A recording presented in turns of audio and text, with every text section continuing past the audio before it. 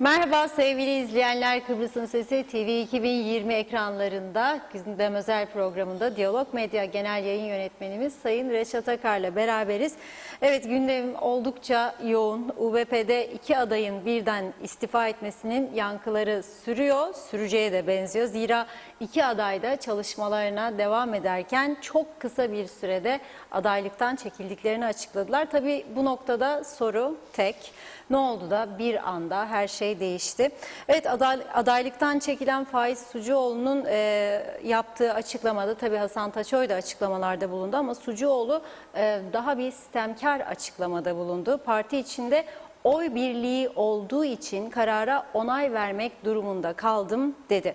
Tabii genel anlamda yapılan açıklamalar kafi gelmedi. Dolayısıyla diğer siyasi partilerden de, diğer siyasilerden de aynı doğrultuda açıklamalar geldi diyebiliriz. Eleştiriler var, sert söylemler de var tabii arada. Hatta parti içinde de ciddi kırılmalar, istifalar var. Hepsinin detaylarını konuşacağız. Öte yandan bugün Cumhurbaşkanı Ersin Tatar siyasi parti başkanlarıyla bir araya geldi. Gelmeye de devam ediyor.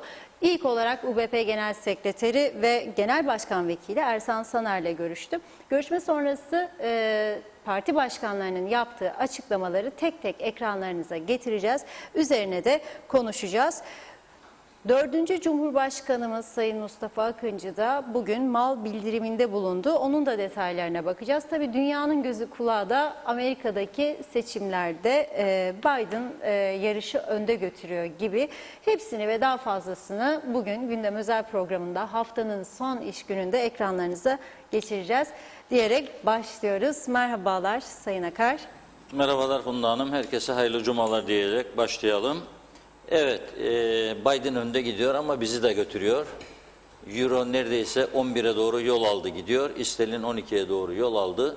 Dolar da 9'a doğru gidiyor. Bakalım bunun sonu nereye varacak? Biden kazanırsa dövizin daha da yükseleceği yönünde Türkiye'deki yorumculardan haberler geliyor. Bunu duydukça tabii ürküyoruz. Çünkü Kıbrıs'taki etkisi Türkiye'den daha fazla oluyor dövizdeki artış. Çünkü Kıbrıs'ta her şey dövize endeksli. Ev kiraları, ev satışları, araba taksitleri, borçlar ağırlıklı olarak döviz üzerine endeksli. O yüzden de dövizde yükseliş oldukça acısını çekiyor buradaki vatandaşlar. Bakalım bitsin Amerika'daki seçimler, göreceğiz ama şu anda dediğiniz gibi Biden önde. Amerika Birleşik Devletleri'nin şu anki başkanı Trump bazı bölgelerde seçimlere hile karıştırıldığı iddiasında. Bu sabah canlı basın toplantısını izlemiştim. Yani geç vakit, gece yarısı. Orada da bu iddiaları dile getirdi. Ama tabii ne derecede yapılan şikayetler yargıdan destek görecek belli değil. Şimdi tabii Amerikan seçimleri bizi etkileyecek. Ama bizim derdimiz, Amerikan seçimleri Türkiye'yi etkileyecek, bizi de etkileyecek dolayısıyla. Rumlar başladı zaten yorumlara. Biden işte Anastasiadis'in yakın dostudur. Kıbrıs'a geldiği zaman Anastasiadis'in evine gitti. Orada çöpte kebap yedi, şeftali kebabı yedi. Çok beğendi şeftalisini Anastasiadis'in. Sonra Anastasiadis Amerika'da kalp ameliyatı olduğunda gidip kendisini hastanede ziyaret etti. Dolayısıyla yakın ilişkileri var. Ayrıca Yunan lobisinden de bu seçimde çok büyük destek gördü. Amerika'daki Yunan lobisinin dostu ve göreve gelmesi halinde Türkiye'yi Kıbrıs'tan çıkarmak için çalışacağı konusunda da taahhütlerinin olduğu iddia ediliyor uzunca bir zamandan beri. Dolayısıyla göreceğiz bakalım bunlar eğer kazanırsa ne kadar gerçekleşecek, ne olacak hepsini göreceğiz. Ama bizim derdimiz kim Cumhurbaşkanı olacaktı, onu geçiştirdik. Şimdi kim Başbakan ve Bakan olacak, onun derdindeyiz. Kim UBP Genel Başkanı olacak, olsun mu olmasın mı? Birinci tur oldu, ikinci tur bitti, durdu. Yani biz de burada tamamen bir demokrasicilik oyunu oynuyoruz. Çocukluğumuzda saklambaç oyunu vardı. Ali çık dersem çık, çıkma dersem çıkma. Şimdi öyle oldu bu da. Bu siyasilerin oyunları gerçekten bu şekilde bizim çocukluğumuzdaki oyunlara benzedi. Vatandaşlar da görüyorum 2 gündür özellikle UBP'de bu yaşananlardan dolayı oldukça rahatsız. Şimdi dünkü programımızda Sayın Hasan Taço'yu bağlamıştık. Güzel bir demokrasi örneği sergiledi. Açıklamalarını beğeniriz veya beğenmeyiz, tatmin oluruz veya olmayız ayrı bir konu. %100 ben de tatmin olduğumu söylersem yalan söylemiş olurum. Olmadım. Sıkıştırdık, sorduk, istedik daha etraflı açıklama. Kendi yapabileceği çerçeve içinde açıklamasını yaptı. Ama Faiz Bey çıkmadı. Yani kapattı telefonlarını, çekildiği bir kenara. Tamam, üzülmüş olabilir ama o kurultay salonuna, UBP'nin genel merkez binasındaki o toplantı salonuna gidip oy birliğiyle alınan karara imza attıktan sonra ve adaylıktan çekildiğini yazılı bir şekilde divan başkanına sunduktan sonra arkasına bir de eller havaya kalktıktan sonra o görüntüleri Halit bulacak şimdi bize. O eller havada çok önemli. Tarihe geçecek bir fotoğraftır. Çünkü genellikle eller ne zaman kalkar? Biz zafer olduğu zaman kalkar. Bizde tam tersi, zaferi kazanmak üzereyken iki aday ya biri kazanacak. Çekildiklerinde eller havaya kalktı. Ortada bir zafer yok ki eller havaya kalksın. Neyin elleri havaya kalktı bilmiyorum ama Ersan Saner Bey açısından doğrudur. Bir zafer var. O ikisinin elini kaldırdı. Halbuki buradan kazanışı çıkan Ersan Saner Bey oldu. Bugün nitekim Cumhurbaşkanı onu davet etti saraya. Yeni hükümeti kurma çalışmaları çerçevesinde. Şimdi diyor Faiz Sucuoğlu Bey de bugün nihayet herhalde bu fotoğraf tarihe geçecek. Bugün Diyalog Gazetesi'nin 1. sayfasında da var. Bunu arşivimizde saklayacağız. Günü geldiğinde gene lüzum edecek bize. Hasan Taçoy Bey, aynı Yunanistan'ın eski başbakanı vardı. Çipras, kravatsız olmakla övünürdü. Hiç kravat takmazdı. Hasan Bey de kravatı takmadı. Çipras modeli bir duruş. Bak Faiz Bey ne güzel kaldırdı elini. Mutlu değil ama kaldırdı. Peki ne dedi bugün Faiz Bey? Onu okuyalım. Evet. Sosyal medyadan bir paylaşım yaptı. Değerli yol arkadaşlarım diyor, kurultay sürecinde birçok partili arkadaşımla birlikte çıktığımız bu yolda omuz omuza inançla, dürüstlük ilkesiyle parti içerisinde mücadele etmenin mutluluk ve gururunu yaşadım. Mensubu olmaktan onur duyduğum Ulusal Birlik Partisi'nin daha da ileriye gitmesi için her zaman aldığım tüm görevlerde var gücümle çalıştım. Sizden aldığım güçle parti başkanlığını üstlenmeyi de kendime bir görev bildim. Bu yolda bana gönülden verdiğiniz oyların gücüyle en yüksek onuru yaşadım. Size teşekkürü bir borç bilirim. Bugün geldiğimiz noktada çok kritik bir karar verme durumunda kalan bir kardeşiniz olarak parti bütünlüğü ve parti içi barışa en ufak bir zarar gelmemesi adına milletvekili arkadaşlarımın oy birliğiyle görüş birliğine vardığı kurultayın 2. turunun iptal edilmesi kararına onay vermek durumunda kaldım. Şimdi burada bir nokta koydum. Şöyle diyor. Çok kritik bir karar verme durumunda kalan bir kardeşiniz olarak parti bütünlüğü ve parti içi barışa en ufak bir zarar gelmemesi adına ne demektir bu? Milletvekili arkadaşlarımın oy birliğiyle görüş birliğine vardığı kurultayın 2. turun iptal edilmesi kararına onay vermek durumunda kaldım. Milletvekilleri mi karar verir buna? Sonra parti MYK'ları var, parti meclisi var. Hiç ona gerek bile duymadılar. Doğrudan antidemokratik bir yöntem. Milletvekilleri mecliste yasa yapmak için seçilmişlerdir. Partiyi yöneten parti merkez yönetim kurulu var, parti meclisleri var. Bu UBP'de genişletilmiş parti meclisleri yaparlar. Önemli durumlar olduğunda bu yapılmadı. Neyse, bu kararın özelde parti tabanında genelde ülkemizde yarattığı hayal kırıklığının bilincindeyim. Bu da önemli. Her şeye rağmen umudumuzu yitirmeden güzel günler için çalışmaya ve mücadeleye devam etmeliyiz. Edelim.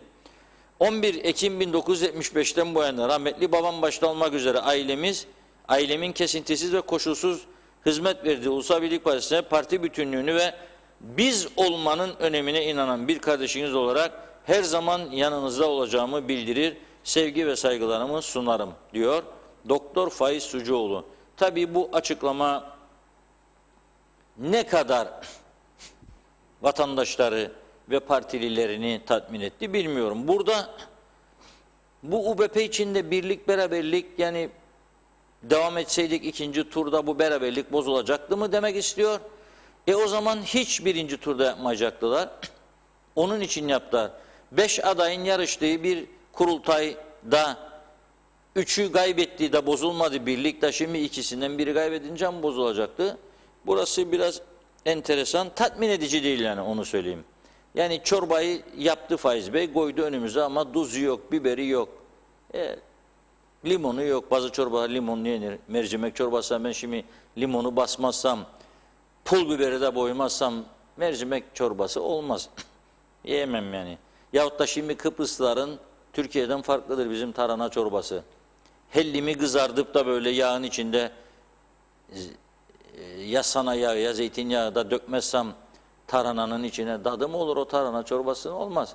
Kızarmış hellim mutlaka dökülecek. Onunla da biraz akıdelenecek, tarhana pişecek. Ondan sonra tabağa konup yenecek. İster üstüne karabiber koyarsın, ister pul biber koyarsın. Senin paşa keyfine kalmış. Ama bu eksik. Tarhananın içinde hellim yok, yağ yok, tuz yok, biber yok. Gerçekten enteresan bir durum yaşanıyor ülkede. Niye bunu kurultay öncesinde düşünmediler mesela? Da Ersan Bey doğrudan bu işe. Ersin Bey niçin düşünmedi bu işi? Versin görevi Ersan Bey'e başında. Daha Sayın Akıncı orada otururken da gidip istifa etsin de desin Akıncı'ya ben vekalet verdim. Ersan Bey'e çağır ver görevi diyebilirdi. Demedi. Ve günlerdir böyle aldım dürbünü arıyordum. Kudret Özersay nerede diye bulamıyorum bir türlü. Kudret Bey kayıplardaydı. Bence çok yorgunluk vardı, dinlendi. Havalar da güzel. Belki resim yaptı eşiyle birlikte. Balabayıs'ın dar sokaklarında yürüdü. Biter Limon'un kitabında yazdıklarından esinlenerek Road to Belapais diye bir kitap var, çok güzel. Ondan esinlenip güzelce gezip o tarihi güzel köyde, aslında dünyanın en güzel yerlerinden biridir. Birazcık biz içine ettik Belapais'in, betonlaşma falan filan. O da çok ayrı bir konu. Ben üzülüyorum yani şahsen Belapais'te bir süre yaşamış bir insan olarak. Gitmek bile istemem artık Belapais'a. Çok bozuldu. Yani bu mudur? Bu güzel yerin, tarihi yerin değeri? Yok, bu değil. Betonlaştıranlara ve betonlaşmaya izin verenlere artık ne söylenecek bilmiyorum. Ben rahatsızım yani. Özersay Bey nihayet o da çıktı bugün. Yani kendisinin seçimlerde uğradığı oy kayıplarında pek görünmedi. Hiçbir kanala çıkmadı, açıklama yapmadı. Bugün nihayet alışkın olduğu ve çok sevdiği Facebook üzerinden o da bir mesaj verdi. İyi mi yaptı? İyi yaptı. Görüşlerini en azından açıklamış oldu. Şöyle diyor Kudret Özersay. Siyasi partiler ülkenin yönetilmesi ve demokrasi için olmazsa olmazdırlar. Bir partinin iç meselesine dair söz söylemek bize düşmez ama görünen o ki bu durum zaten bir iç mesele olmaktan çıkmış artık. Yani bu demek ki dış tesirlerden söz ediyor Kudret Bey. Son günlerde yaşananları ne UBP hak eder ne de Kıbrıs Türk halkı. Şimdi kimse bu duruma kendileri davetiye çıkardılar veya benzeri sözler söylemesin. Mesele oh olsun denilerek geçiştirilecek kadar basit değildir. Ciddidir diyor. Kurumlar yara alıyor. Demokratik süreçler değersizleştiriliyor. İnsanların iradesi de önemsizleştiriliyor. Cumhurbaşkanlığı seçimi sürecinde yaşadıklarımıza benzer şeyleri şimdi maalesef bir partinin kurultay sürecinde yaşıyoruz. Adaylıktan çekilenlerin neden çekildikleri konusunda açıklamaları ne kamuoyunu ikna edebildi ne de kendilerine oy veren parti üyelerinin. Bu da ortada doğal olmayan bir durum bulunduğunu gösteriyor. Bu doğal olmayan durum sadece UBP üyelerinin değil hepimizi rahatsız etmelidir. Çünkü kurumlara ve seçim süreçlerine dışarıdan yapılan müdahaleler ülkede siyaset yapma alanını giderek daha da daraltıyor ve siyaset yapmayı anlamsızlaştırıyor. Daralma aslında yani partilerin azalması açısındansa iyidir. Çok parti var. Dün bir siyasi partiye, yarın bir başka siyasi partiye, bir sonraki gün bir başka kuruma, bir başka seçime. Bunca yıldır bu topraklarda verdiğimiz var olma mücadelesi bunun için değildir bilakis. Değildi bilakis diyor. Evet. Çok sayıda yorum var altında. Yorumlardan bir tanesini böyle cımbızla çektim aldım. Mehmet Karaçot. Güzel bir isim ha, Karaçot. Mehmet Karaçot Bey böyle diyor Kudret Bey'in bu yazdıklarına. Bravo diyor. Bu söylediklerinizi keşke Cumhurbaşkanlığı seçimi öncesinde Sayın Akıncı ve Sayın Denktaş gibi dile getirebilseydiniz. Ortada kalanlar Sayın Erhürman ve siz oldunuz. Geleceğe yürüyorlar ya, umarım siz ve Sayın Baybars devre dışı bırakılarak partiniz bu oyunun içinde yer almaz diyor. Sayın Baybars nasıl dışarıda bırakılıyor? Çünkü bu İskele Boğaz imar planı, imar yasası konusunda Ersan Saner Bey ile bayağı gerilmişlerdi. Ersan Saner Bey çok karşı çıktı bu işe ve engelledi Ayşegül Hanım'ın hazırladığı ve o bölgede belediye başkanlarıyla da uzlaştığı bir imar yasasının yürürlüğe girmesini Ersan Bey karşı çıktığı için Ersin Bey de Cumhurbaşkanlığında UBP'nin tümünün oyunu almak için imzalamadı ve hükümet programında olmasına rağmen geçiremediler. Umarım diyor sizi yani Kudret Bey'i de cezalandırdılar. Çünkü hükümet ortaklığından çekildiğini açıkladı.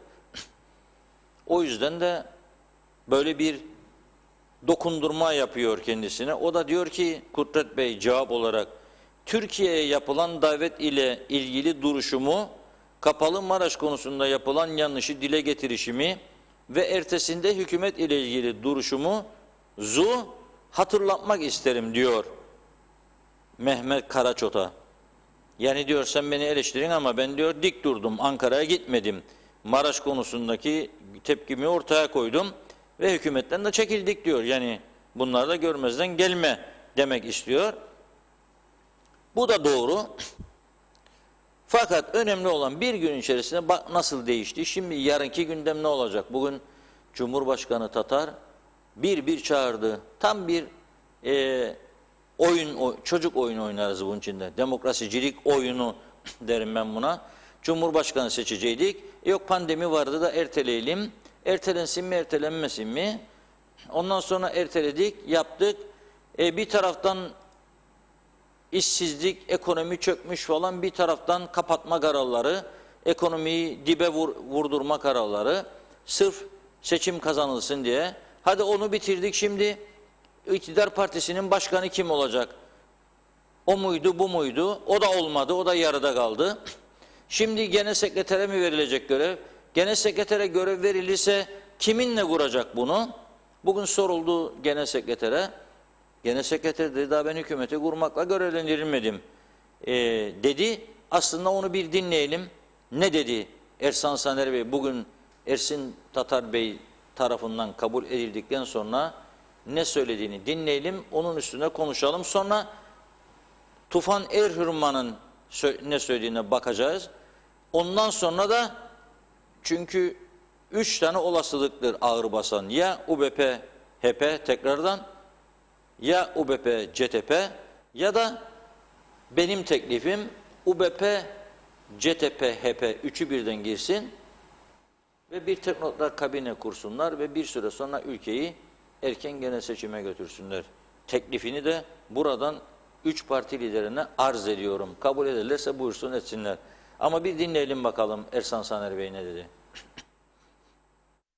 Evet, Sayın Cumhurbaşkanı bugün tüm siyasi parti başkanlarını davet ederek hükümet kurma çalışmalarıyla ilgili görüş alışverişinde bulunacak. Bizi de bu çerçevede Ulusal Birlik Partisi Genel Başkan Vekili olarak heyetimizle davet etmiş bulunmaktadır. Kendisine teşekkür ediyorum. Kendisi kendisiyle az önce genel olarak ülkenin içinde bulunduğu durum ve hükümet kurma çalışmaları ile düşünceleri konusunu paylaştık. Biz Ulusal Birlik Partisi olarak ülkenin ne durumda olduğunu çok net biliyoruz. Çünkü bir an önce hükümet kurup göreve başlamak zorunda olduğumuzun da idraki içerisindeyiz. Dünyayı saran bir Covid-19 salgını mevcuttur. Dünyanın büyük ülkeleri Amerika, İngiltere, Almanya, Fransa, Amerika hariç lockdown'dadırlar. Bu Covid-19 salgınından dolayı da ekonomi çok ciddi dünyada sıkıntı içerisindedir. Biz de bütün bu olaylara rağmen gerek Covid-19 gerekse de ekonomik olaylar dünyayla göreceli olarak çok daha iyi konumda bulunsak dahi bir takım sıkıntılarımızın olduğu gerçektir ve bu insan sağlığı başta olmak üzere atlatmak için bir an evvel bir hükümet modeli üzerinde uzlaşıp bir hükümet kurma çalışmalarını eğer Sayın Cumhurbaşkanımız yaptığı temaslardan sonra uygun görüp bize verirse hemen başlatacağız. Bu bağlamda ben Sayın Cumhurbaşkanı'na Ulusal Birlik Partisi'ni bugün kabul edip bizlerle görüştüğü için teşekkür etmek istiyorum. Ve görev verildiği takdirde de en kısa zamanda hükümeti korumak için gerekli çalışmalara başlatacağımızı ifade etmek istiyorum. Ne zaman verecek görevi? Bir şey söyledin mi Sayın Başkan? Sayın Başkan bütün siyasi partilerle görüşme yaptıktan sonra konuyu değerlendirip en erken sürede hükümet kurma çalışması için bir parti başkanına görev vereceğini ifade etmiştir. Yani siz çalışmalara başladınız mı?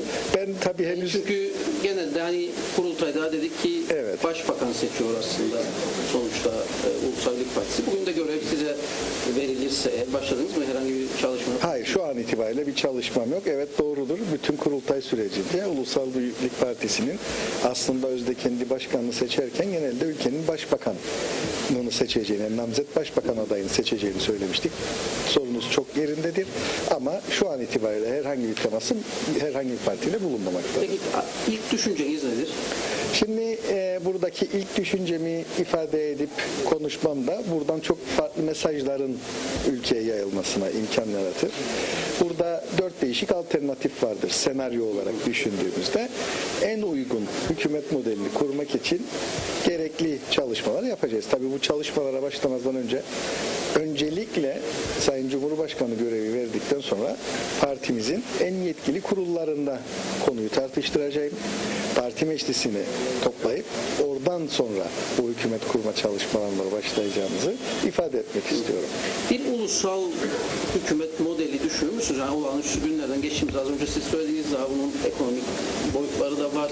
Yani tüm belki de partilerin içinde olabileceği bir hükümet düzeni falan konuşuldu. Yani düşünülür mü böyle bir şey? Şimdi tabii herhangi diğer partilerle bir görüşme yapmadan böyle bir konuda yorum yapmam çok yerinde olmaz diye inanırım. Ama toplumun menfaati hangi noktadaysa Ulusal Birlik Partisi kendi üzerine düşen sorumluluğu yerine getirmek için her türlü imkanı yaratacaktır.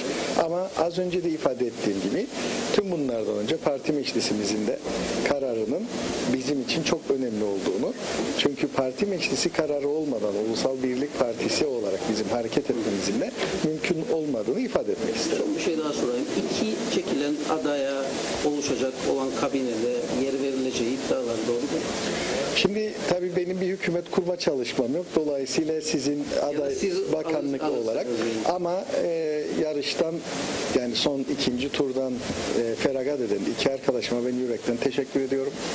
Partimizin kendisine yakışır bir şekilde topluma hizmet vermesi adına çok büyük fedakarlıklar göstermişlerdir. Biz de süreç içerisinde iki arkadaşımızla sıkı görüşmeler yaparak gerekli eğer üretmemiz gereken kararlar varsa onları üretiriz. Ama bunun nasıl sonuçlanacağı konusunda şu anda benim onlarla konuşmadan bir şey söylemem mümkün değildir. Teşekkür ederim. Olası hükümet görüşmelerinde sizin olmazsa olmaz dediğiniz bakanlıklar var mı? Basına yansımıştı işte Maliye Bakanlığı, İçişleri Bakanlığı gibi. Böyle eğer bir görüşme gerçekleşirse herhangi bir kararlarda ısrarcı olacak mısınız? Şimdi Ulusal Birlik Partisi hükümet kurarken genel olarak bir takım bakanlıkları hep uhdesinde bulundurmuştur. Ama şimdiden hükümet kurma çalışmalarına başlamadan, diğer partilerle de görüşmeden bu kadar iddialı bir söylevde bulunmanın da çok yerinde olmadığını düşünüyorum. Ancak bizim genel tavrımızın süreç içerisinde nasıl şekillendiği kronolojik olarak kurulan hükümetlere baktığımızda çok nettir. Bunlara sadık kalmaya çalışacağımızı özellikle ifade etmek isterim. Ancak bunun dışında ille de şu, ille de bu diye şu anda konuşmamızın yapılacak görüşmeleri daha başlamadan da tıkama noktasına getirebileceğine de inanmaktayım. Teşekkür ediyorum. Evet, Ersan Saner'in açıklamalarını dinledik. Nasıl değerlendiriyorsunuz? Evet, Ersan Saner Bey'in arkasındaki beyefendiyi merak ettiler herkes herhalde kimdir diye. Yeni genel sekreter yardımcısı mı? O da Habil Tülücü Bey, Paşaköy Belediye Başkanı.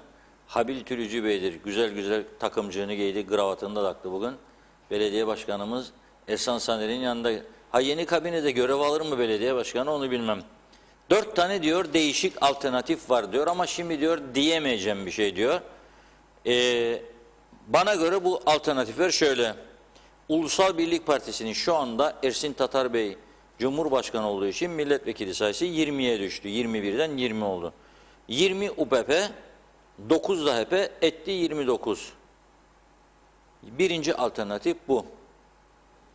HP az önce söylediğim gibi Ayşegül Baybars Hanım'la Ersan Saner arasında bu olay yaşanırken Ayşegül Hanım gidip kendisinin hazırladığı bir imar planını yürürlüğe koydurmayan bir kişinin başkanlığı altında bir hükümete girer mi? Bence girmez. Girerse de kendi siyasi geleceğini sıfır. Hatta sıfırın altında. Kudret Bey bugün bu açıklamada eleştiriyor Ulusal Birlik Partisi'nin bu durumda bu şekilde hareketinin maruz kaldığı durumu, böyle bir yaklaşım içinde demokrasi dışı olduğuna inandığı bir oluşuma gidip omuz verecek mi? Onu da kolay bir ihtimal görmüyorum. Eğer UBP kurultayı gerçekleşmiş olsa idi, ister Taçoy ister Sucuoğlu kazansın, çok büyük bir olasılıkla HP yeniden UBP ile bir hükümet kurma meselesine girecekti. Bu UBP milletvekillerinde ağırlıklı görüş buydu. Çok iyi biliyorum bunu. Ülke hükümetsiz kalmasın diyerek gireceklerdi bu işe. Ama şimdi durum değişti. Şimdi Ersan Bey'in söylediği seçeneklerden biri budur. İkincisi 20 UPP, 12 CTP, 32 UBP CTP koalisyonu. CTP'nin bazı milletvekilleri çok rahatsız. Erkut Şahali'nin dün bir değil yetinmedi 2 paylaşımını okudum. Müthiş ateş püskürüyor bu olanlara. Öyle bir Denktaş'ın Erol'un yaptığını yapmadınız diyor hatta kendilerine, şimdikilerine. Dolayısıyla CTP nasıl bir karar alacak? Girecek mi UBP ile bir koalisyona bu şartlarda? Ayrıca da bu kadar ciddi kriz varken ateşten gömlek giymek demektir hükümete girmek. Halbuki muhalefette oldun mu her gün bindir. Çünkü her şey hatadır, her şeyde yanlış var. Her şey aşağı doğru gidiyor. Muhalefette bindir, umut haline gel, yakar iktidara gel. Ama iktidara gelirse bu sorumluluğu üstlenmiş olacak. O yüzden ikinci alternatifte tek başına UBP CTP zor. Ama üçüncü alternatif şöyle olabilir. UBP, HP, CTP olursa HP diyecek mecbur kaldık bir ulusal formül gibi düşündük bunu diyecek. CTP de diyecek biz de mecbur kaldık bir geçiş hükümeti da işte teknokratlardan olsun. Çünkü şimdi gerçekçi düşünelim. Başbakanlık yapmış olan CTP Genel Başkanı Tufan Hoca gidip de Ersan Saner'in başkanlığındaki bir hükümette bakan olur mu? Bence olmaz. Olmaması da lazım zaten. Kudret Özersay başbakan yardımcılığı yapmış bir insan gidip de Ersan Bey'in hüküm kabinesinde bakanlık kabul eder mi? O da kabul etmez. O zaman formül üretmek lazım. Ersan Saner Bey ise illa kuracak olan bu hükümeti Ersin Bey ona verecek.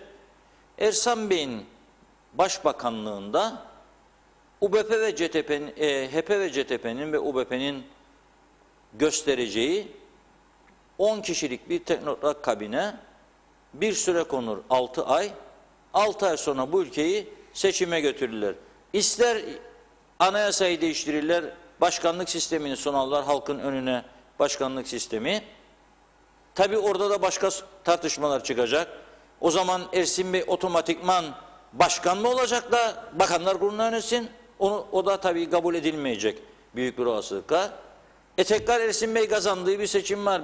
6 ay sonra, 1 yıl sonra seçime mi gidecek gene kabul edecek mi? Orada da bir karışık durum var. Yani neredeyse küçücük ülkenin basit işçilikleri kilitlenme noktasına geldi. Ama mevcut sistemi düşünürsek, parlamenter sistem devam edecek. Bu üçlü erken bir tarihte seçim kararı alınırsa bu üçlü teknokrat hükümet halkı da daha çok ikna etme imkanı vardır diye düşünüyorum. Bakın biz dışarıda kaldık. Ülke bu krizde hükümetsiz kalmasın diye. Teknokrat kabini de orada. O teknokrat kabineyi yönetsin 6 ay, 5 ay, 7 ay neyse ondan sonra seçim. Üçüncü bana göre olasılık budur. Dördüncü 20 UBP 3 istifa etmiş Serdar Denktaş Bey'i de DEP'den kabul edersem, bağımsız ve UBP ile eski başkan dost Serdar Denktaş ve DEP 3, 2 de YDP etti 25. 25 sayı kritik bir sayıdır. Hükümet kurar mı? Kurar. 25 sayıyla alır riski gözüne, meclisten yasa geçiremez. Kurar. Çünkü bir tanesi de bu 25'in meclis başkanı olacak. 24'e düşecek. Zorlu Töre Bey bekliyor. Yani meclis başkanlığı ona verilmiş bir sözdür zannederim şimdi yeni dönemde. O zaman 24 oy kullanmaz meclis başkanı bildiğim kadarıyla yasalar geçerken. Dolayısıyla dördüncü ve zayıf olasılık da budur. Bunun dışında TDP'yi niçin dışarıda bıraktım? TDP zaten bu oluşumun içine gireceğini sanmıyorum. Çünkü Akıncı'yı desteklerdi TDP açık bir şekilde. Zaten eski partisidir. Seçimlere müdahaleden söz ediyor, yakınıyor. Müdahale olan bir seçimde Akıncı kaybettiği müthiş tepkileri var. Şimdi UBP içinde olanlara da tepki gösteriyor. Dolayısıyla Cemal Hocam bu partiden ne kadar kendi şahsen istese bile girsin hükümete, kolay kolay bu partiden bir koalisyon desteği çıkartamaz. Ayrıca da Cemal Hoca'yı yani Akıncı'yı eğer de iddialar doğruysa istemeyen çevreler onun partisini de hükümette istemezler. Dolayısıyla o formül dışarıdadır. Yani Toplumcu Demokrasi Partisi'nin dışarıda olacağı bir formüller, senaryolar şu an üzerinde duruluyor. Dediğim gibi birinci senaryo Ulusal Birlik Partisi, Halkın Partisi'dir. Burada sıkıntı hem Kudret Bey'dir hem Ayşegül Baybars'tır. Ve dolayısıyla bu partinin doğrudan Ersan Bey'in başkanlığındaki bir hükümete girmesi kolay değildir, zordur. Birileri rica eder, kırmayın bizi, biz sizden bunu rica ediyoruz. Bu geçiş dönemidir, 3 ay 5 ay girin der ve onlar da ikna olursa da değişirler kararlarını bilmem ama bugün itibariyle bana göre çok zordur. Nabız yokladım çünkü HP içerisinde. O görüş şu anda benim söylediğim doğrultudadır. Ne Ayşegül Hanım uyar böyle bir formülde olması ne de Kudret Bey Ersan Bey'in başkanlığındaki hükümette gidip de bakan olmaz. CTP az önce söyledim Tufan Hoca başbakanlık yaptı. Şimdi gidip Ersan Bey'in hükümetinde bakan olarak görev almayacağına göre o zaman farklı formülleri düşünebilir. Dışarıda kalmayı tercih edebilir CTP veya üçlü hükümet formülü, o zaman da kendisi girer. Yeni Doğuş Partisi Genel Başkanı Sayın Erhan Arıklı'ya da sorarsak, o da diyor ki bir geçici hükümet ve erken genel seçim, onun düşüncesine göre Ocak-Şubat'ta bir an önce erken genel seçime gitmek gerekiyor.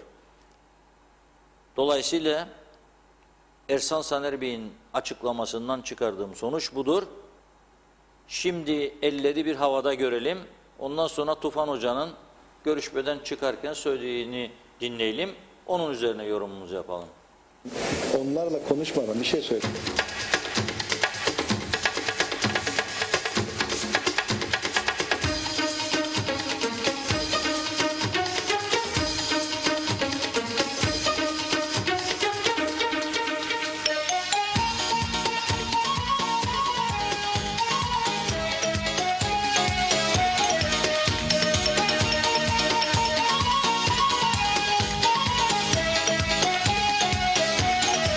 Haydi şimdi bütün eller havaya, Kıbrıs için gelelim bir araya.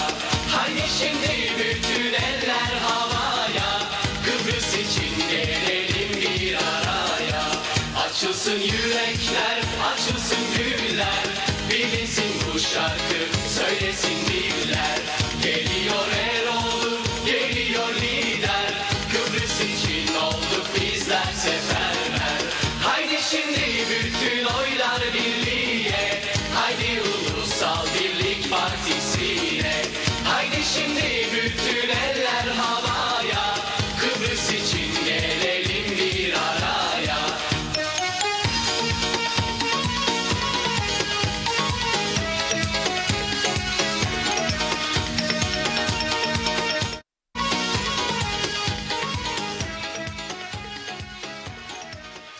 Parti içi demokrasi son derece önemlidir. Kurullar bu konuları konuşup da bir karar üretmedikçe benim herhangi bir değerlendirme yapmam parti içi demokrasi açısından doğru olmaz. Çok teşekkürler, kolay gelsin. Parti içi demokrasi son derece önemlidir. Kurullar bu konuları konuşup da bir karar üretmedikçe benim herhangi bir değerlendirme yapmam parti içi demokrasi açısından doğru olmaz. Çok teşekkürler, kolay gelsin. Evet, CTP Genel Başkanı Tufan Erhürman'ın kısa açıklamasını izledik ama ben hemen bu noktada bir anons yapmak istiyorum. Birazdan UBP Divan Başkanı Sayın Zorlu Töre ve Ersan Saner bir açıklama yapacaklar. Bizler de TV 2020 ekranlarında canlı olarak sizlerle paylaşacağız diyelim ve evet Reşat Bey, söz sizde. Evet, açıklamalar ardı arkasına geliyor. Duyan da zannedecekler bizi Amerika Birleşik Devletleri'nin yeni yönetimi ilan ediliyor. Kaç seçmen sayımız? 188-190 bin seçmen sayımız vardır. Bütün dünyayı biz yönetiyoruz gibi bir düşüncedeyiz maalesef. Ama öyle değil tabii. Bizim yönettiğimiz alan dikili taşın çevresidir. Kimse de bizi ne duyar, ne dinler, ne ilgilenir. Sadece Rumlar yakın olduğu için böyle çıkarlar, bir bina vardır Lefkoşan Rum kesiminde. 63 saldırılarını hep oradan Kıbrıs Türk tarafına saldırırlar, silah atışı yaparlarmış. Mangli'nin binası diye. Oraya çıkarlar, dürbünle bakarlar bu tarafa ne var ne yok diye. Onlar belki o saat baktıklarında döndüğümüzü görürler, böyle döner. Ne yapıyor bu insanlar derler.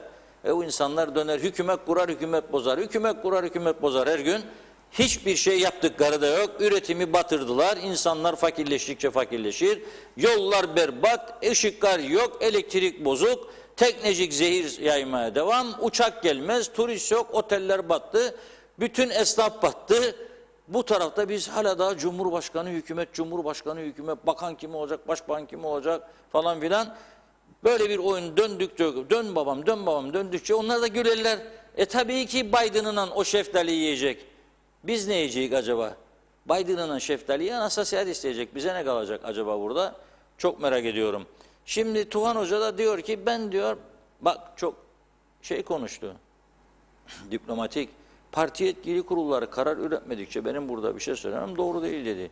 Yani benim partimde demokratik kurallar çalışır, parti yetkili kurulları karar verir dedi. Ulusal Birlik Partisi kurultayı neye göre erteledi? Milletvekillerine göre erteledi. Parti yetkili kurulları yok. Ne parti merkez yürütme kurulu var, ne parti meclisi var. Demek ki semboliktir bu kurullar Ulusal Birlik Partisi içerisinde. Yani bu böyle anlıyorum ben. Evet, hazırsak girelim. Evet. Zorlu Bey'i dinleyelim.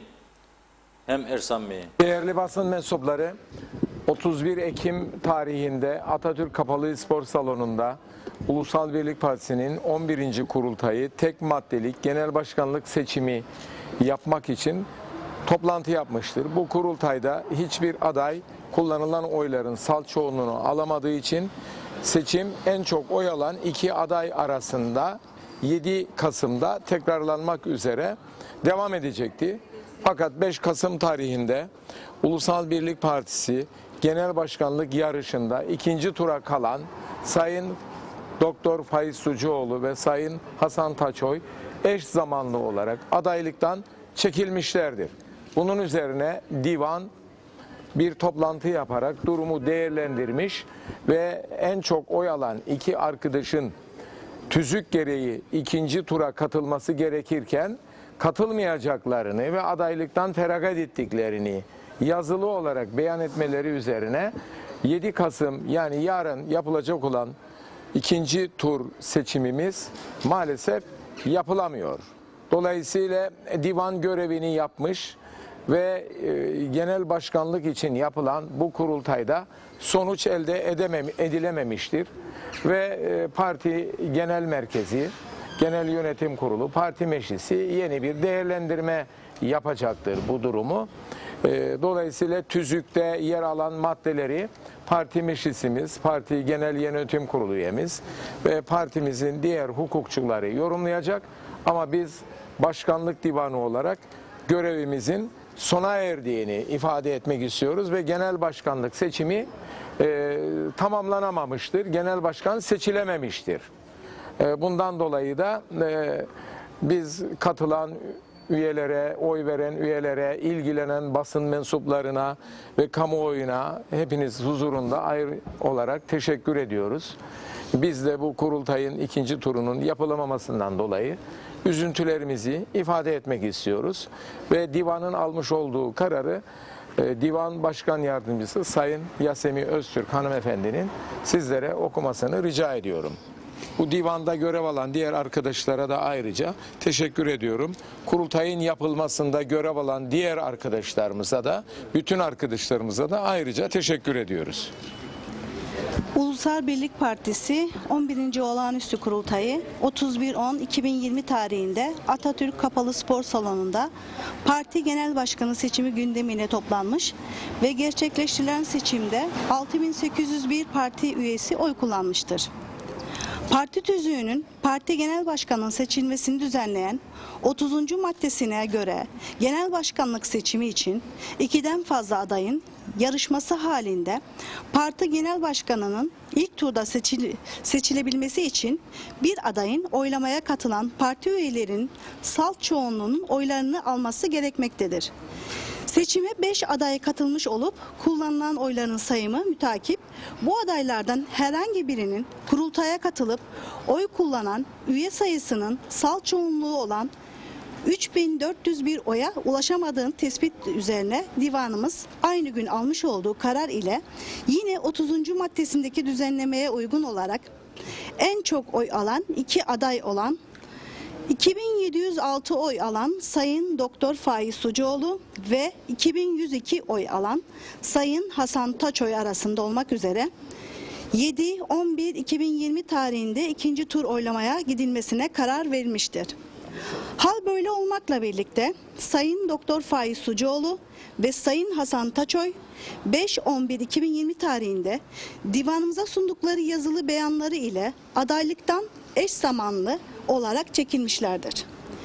Divan başkanlığımızın 31.10.2020 tarihinde oy sayımının bitimine mütakip parti tüzüğünün ikinci oy oylamasının birinci turda en çok oy alan iki aday arasında yapılacağına ilişkin düzenlemesine uygun olarak Sayın Doktor Faiz Sucuoğlu, Sayın Hasan Taçoy arasında ikinci tur oylamaya gidilmesine dair almış olduğu karar, yukarıda belirttiğimiz üzere adayların adaylıktan çekinmeleri nedeniyle uygulanamaz hale gelmiştir. Yukarıdaki serdedilen nedenlerle Ulusal Birlik Partisi 11. Olağanüstü Kurultayı'nın parti genel başkan seçim gündeminin gerçekleştirilebilmesine olanak kalmadığından kapatılmasına oy birliğiyle karar verir. Teşekkür ediyoruz. Teşekkür ederiz. Yeniden bir kurultay mı şimdi organize edilecek? Yani tüzük onu emrediyor. Tabii ki tüzüğü yorumlayacak olan artık parti genel merkezidir. Genel yönetim kurulu parti meclisi durumu yeniden değerlendirecektir. Cumhurbaşkanlığına seçilen Sayın Ersin Tatar'ın yemin günü olan 22 Ekim'den sonra 45 günlük süre başlıyor. Tabii ki çok hızlı bir kurultay yaptık ama genel başkanlık burada neticelenmemiştir, sonuçlanmamıştır. Parti tüzüğüne göre 45 gün içerisinde 22 Ekim'den itibaren tekrar yeniden bir kurultay düzenlenmesi gerekir. Kanaatini taşımaktayız ama bu divanın vereceği bir karar değildir. Bu parti meclisinin genel yönetim kurulunun değerlendirmesiyle olacak olan bir durumdur. Artık bizden sonrası parti meclisine aittir. Sağ olun. Evet. Enteresan. Yani şimdi divan başkanı üzgün görünüyor. Divanda yer alan milletvekili Yasemin Hanım yazılı metni okumakta zorlanıyor. Belli ki o da üzgün. Sesi titriyor. Arkadaki arkadaşları hiç sormayın. Yüzler pamuk tarlası gibi. Bembeyaz, solgun, üzüntülü. Bu şekilde bir tablo var orada. Baksanıza o sol arkadaki arkadaş avukattır o. Arkadaşın adını unuttum da kurultay günü o oy sayımlarını o yönetiyordu. Kilitleyen oydu, kasaları açan oydu. Sevimli bir arkadaş. Bak nasıl ciddi ve bu bayan, o da baksanıza bayana şık güzel bir kıyafet ama çok üzgün. Yüz asık. Öteki arkadaş da aynı durumda.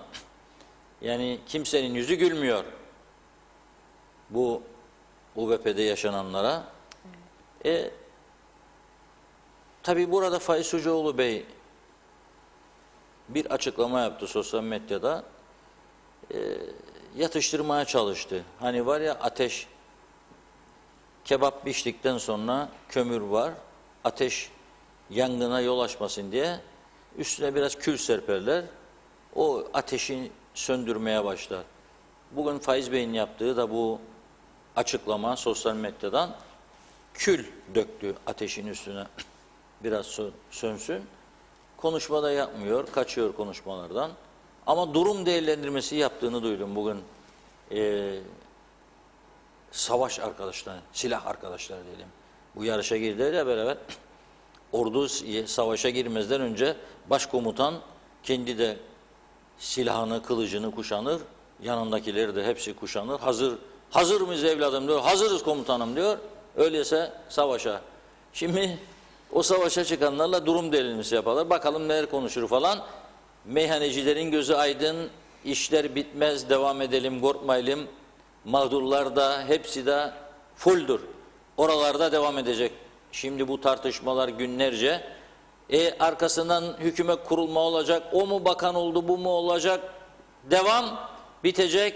Onun için bakan yapmalılar, bunun için yaptılar. İstifa edelim, etmeyelim toplantıları. Devam. Arkasından zaten bakalım neler olacak bu ülkede göreceğiz. Ciddi bir takım gelişmelerin arifesindeyiz. Olmayan şeyleri görüyoruz. Yani bugüne kadar farklı bir durum var ülkede. Bakalım nasıl çıkacak ama bu divan heyeti şu anda başkan ve arkadaşları bir yeni kurultay içinde parti yetkili kurullarının karar vereceğini söyledi. Ama Hasan Taçoy Bey dün canlı yayında bize şunu söyledi ki bugün verdik, 20 gün içerisinde dedi kesin bir dille UBP dedi kurultay tekrar toplanacak ve tek aday olacak Ersan Saner Bey dedi ve dolayısıyla seçimi kazanmış ilan edilecek tek aday olduğunda ve başbakan da olacak eğer hükümeti kurabilirse ve yola devam. Zaten fazla bir iş yoktur yani kim isterse gelsin hükümete fazla bir iş yoktur yapacak iş. Yani gerçekçi olalım. Şimdi ne dedi Maliye Bakanı geçen gün nasıl ödeyeceksiniz diye soruldu burada bu stüdyoda kendisine. 13. maaşla ödeyecek. Evet dedi. Normal evet dedi. Kaç para? 850 milyon. Nasıl ödeyeceksiniz? Var mı bu para? Biraz dedi iş kaynaklarımızdan ve Türkiye yardımlarından dedi. Yani ne akarsa kasaya akacak. Üstünü diyecekler Türkiye 400 eksildik 400'ü uçağa koyup yollayacak. Yollayınca uçağa koyup 13'lerde ödenecek. Yani bu yapacak bir şey yok. Yani biz bu parayı almak için gidip işte finansörlerle, banka müdürleriyle oturup toplantılar yapıp ne bileyim işte ipotekler, kefaletler verip de para borçlanacak değiliz. Öyle bir şey yok. Yahut da ne bileyim elde olan bir takım değerli şirketleri satıp da özelleştirip para alacak diye bir durum yok. Telefon dairesini satışa çıkarsam bugün para vermezler, para isterler. Elektrik kurumunu çıkarsam onda da aynı durum. Biz özelleştirsin dediğimizde zannederler ki hazır alıcılar bekliyor. Kim alacak? Bunun üretim maliyetine bakacak adam, santralların yıpranmışlığına bakacak. Filtresi bile olmayan bir santral maliyet yüksek, çalışan sayısı yüksek. Nasıl birisi para verecek? O da yok. Dolayısıyla en kolay yol, yolla ana diyecekler. Ana yollayacak, maaşlar dağıtacak. Sonra biz diyecek ana müdahale eder. Anadan her şeyi istersen, ana da sana diyecek oğlum kış geldi, giy bu ceketi üstüne de üşümeyesin evladım diyecek. Sen de giyeceksin. Gece yattığımızda annemiz yapmaz mıydı bize? Yorganı çekerdik, örtünürdük. Baktı ki gece çok soğuk olur, kalkar bir de battaniye atardı üstümüze. Yorgan yetmeyecek, üşümesin çocuk diye. O öyledir. Hem battaniye isten, hem yorganı isten. Ondan sonra da anne beni bırak da ben büyüdüm. Olmaz değil mi? Evet yani, olmaz. Biraz mesajlara bakalım dilerseniz bakalım. bu arada. Cengizhan Refikoğulları iyi yayınlar dilemiş. Necdet Mavi Gözlü de hayırlı akşamlar, iyi yayınlar diliyor. Mehmet İnancı hoş vakitler değerli dostlarım, hayırlı cumalar, hayırlı yayınlar, koronasız günler dilerim. Necdet Mavi Gözlü elma dersem çık, armut dersem çıkma olacaktır Reşat Bey demiş. Evet aynen öyle. Osman Berker Karaosmanoğlu Londra'dan selamlar, iyi yayınlar. Kuzey Kıbrıs'ta her şey yalan, boşu boşuna kürek çekiyorsunuz demiş. Evet, Necdet Mavi Gözlü yine Faiz Sucuoğlu'nun söyledikleri beni hiç tatmin etmedi. Biz bir vatandaş olarak ne olduğunu tahmin edebiliyoruz. Mesela Cumhurbaşkanlığı seçiminde olduğu gibi gökyüzünden gelen bazı güçler sakın müdahale etmiş olmasın diyor. Vesile Sönmez Cihan iyi yayınlar dilerim. Biden seçilirse madem yemeğe meraklı, kuzeyden de baklava döner yer sorun yok. Yiyip de sonra sırtını dönmesin bize, gerçi alışığız bu durumlara demiş. Yücel Barbaros, onurları varsa çıkarlar, siyasi hayatlarının bitmesi pahasına gerçeği açıklarlar ve esas mesleklerine dönerler diyor. Ulus Barani, UBP'nin bu duruma düşmesinin tek sorumlusu Tatar Bey'dir. Tatar Cumhurbaşkanlığını alıp yuvasına çekildi ve hiç bu durumlara açıklama getirmedi diyor. Mehmet İnancı, UBP'nin yaptıkları Kıbrıs tarihine kara bir lekedir. Bence UBP çökme noktasındadır, parçalanacak diyor. Sucuoğlu'na yapılan düzenbaz bir oyundur. Mafyacılık para ve silahla değil, sahteliklerle olur demiş. Kemal Gözay, Reşat Bey iyi akşamlar, iyi yayınlar. Bu kurultayın olmaması başka oyunlar var. Bu oyunlar benim düşüncem. Yakın bir zamanda 50 milletvekili yerine 25 milletvekili seçimi yapılacak ve Kıbrıs Cumhuriyeti'ne, meclisine gönderilecek. Hiç de sesimiz çıkmayacak diyor. Tugi Falyacı helal olsun size demiş. Doğruları halka aktarıyorsunuz. Bugün güzel lefkemize selamlar diyor. Derin Ökçelen iyi akşamlar dilerim Reşat Bey demiş. Ümit Mustafa hayırlı yayınlar dilerim. İyi akşamlar. Büyük sanayisinde lögar kapakları hepsi açık ve birileri arabayla içine düşebilir. Belediyelerin ve trafik polislerinin müdahale etmesi lazımdır. Eğer yağmurlar şiddetlenirse su yolunun üzerinde kapağı olmayan lögarları örtecek ve insanlar içine arabayla düşecek. Önlem alınması gerekir. Tüm teşkilatlara ihbarımdır. Birilerinin canı yanmadan önlem alınsın diyor. Hasan Kasapoğlu, Funda Hanım, Reşat Bey, İngiltere'den iyi günler, iyi yayınlar dilerim. UBP'nin parti başkanını seçmek için gerçekleştirdiği olağanüstü kurultayın ikinci turunu iptal etme yetkisi ne UBP Parti Meclisi'ne ne de MYK'sına ne de milletvekillerine aittir. İkinci tur seçimi iptal etme yetkisi yalnız ve yalnız kurultayın kendisine aittir. Dün alınan iptal kararı UBP tüzüğüne aykırıdır ve geçersizdir. Kurultay delegelerinden herhangi birisi veya bir grup bu kararın iptali için yargıya başvurma hakkı vardır diyor. Dilek Şener, iyi yayınlar. Meltem Adalı, iyi yayınlar dilerim. Necati Emiralil, Reşat Bey bilmem diyor, dikkatinizi çekti mi Ersan Saner gazetecilere hitabında gözleri hep havaya bakıyordu demiş. Emre Maz, Sayın Saner diyor ki diğer ülkelere göre ekonomimiz iyi durumdadır diyor. Acaba Sayın Ersan Saner başka ülkede mi yaşıyor yoksa espri mi yapıyor? Gerçekten memleketin gidişatı hiç iyiye gitmiyor. Resmen ekonomi olarak memleket dibe vurdu, yazık demiş. Mehmet Daman, birlik beraberlik içinde hareket etme ve şeffaf olma zamanı hemen şimdi demokrasinin ve halka saygının gereği bu durumu elzem kılıyor. Kaosa ve kriz ortamına neden olmak ya da davetiye çıkarmak hiçbir kesime, hiç kimseye bir fayda sağlamaz. Memleketin onlarca sorunu varken ve istikrara acil ihtiyaç varken gerekli tedbirleri almak ve radikal ekonomik paketi hayata geçirmek yetkili makamları işgal edenlerin en büyük vicdani sorumluluğudur. Bu bağlamda hükümet bir an önce kurulmalı, etkin ve fonksiyonel tedbirleri hayata geçirilmelidir. Geçen her gün kaybedilmiş büyük bir zaman dilimidir. Sevgi ve selamlarımla iyi yayınlar diliyorum demiş.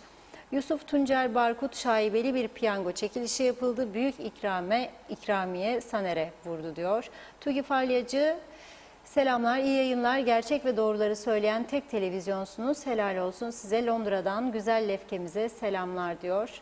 Mustafa Ozan, bence Kıbrıs'taki en büyük sorun zenciler demiş.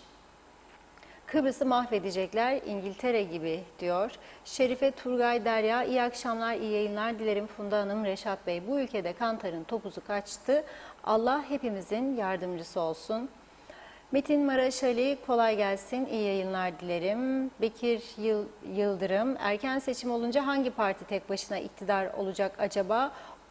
Olamayacaklar, şu anki hallerden ne farkı olacak da sürekli bunların ağzında seçim diyor. Nikos Bülent Antonio, iyi yayınlar dilerim Sayın Akar. Siz konuşursunuz, çare üretirsiniz ama gel gelelim onlar sizi duymaları gerekir, duymazlar ya da bir kulaktan alırlar, diğer kulaktan çıkarırlar. İyi hafta sonu dilerim. İkinize de saygılar demiş. Yine Bekir Yıldırım diyor ki maskaralığı bırakıp kurun hükümeti, nedir yaptınız diyemiyor mu biri demiş. Evet, Emin Mehmet, hoş vakitler, iyi yayınlar. Yazacak kalmadı, Arap saçına döndüm diyor. Çöz beni Arap saçı der, Funda arar demiş. Evet, devam ediyorum. Hüseyin Koltan, selamlar Funda Hanım ve Reşat Bey. İyi yayınlar, hayırlı cumalar dilerim. Kolay gelsin, Allah kolaylık versin. Doğru haberin adresi iyi ki varsınız demiş. Evet, bir mesaj var özelden. Özellikle isminin verilmesini istemedi. Hemen aktarıyorum bu konudaki yorumunuzu Reşat Bey. Evet. Şahsen ben diyor şahsen Ersin Bey'in yalnızca Cumhurbaşkanlığı makamı ona iyi görülmediği ve ayrıca hükümetin görevliliğini de çok gönülden istediğinden eminim. Hem Cumhurbaşkanlığı hem hükümet görevini gönülden istediğine çok eminim. Nasıl olsa Ersin Bey bir halk insanıdır. Her zaman halkın içinde olmayı tercih ediyor. İstifasını vermediğine göre muhtemelen yol başkanlık yoluna doğru gidiyor yorumunda bulunmuş izleyicimiz. Siz neler söyleyeceksiniz? Vallahi şimdi ben onu da cevaplayacak şekilde bir müjde vereceğim. Böyle bir nefes alalım. Müjdeyi vereceğim. Davulcu vursun önce bir tokmağı görelim. Ondan sonra ben bu müjdeyi vereceğim. Hadi Halit bakalım. Duyduk duymadık demeyin. Duyduk duymadık demeyin. Duyduk duymadık demeyin. Duyduk duymadık demeyin. Duyduk duymadık demeyin. Duyduk duymadık demeyin. Evet, duyduk duymadık demeyin diyor. Neyi duyduk duymadık demeyin? İşte o soruya da cevap verecek şekilde söylüyorum. Yarın saat 10.30'da Cumhurbaşkanı Ersin Tatar yeni hükümeti kurma görevini Ersan Saner'e verecek.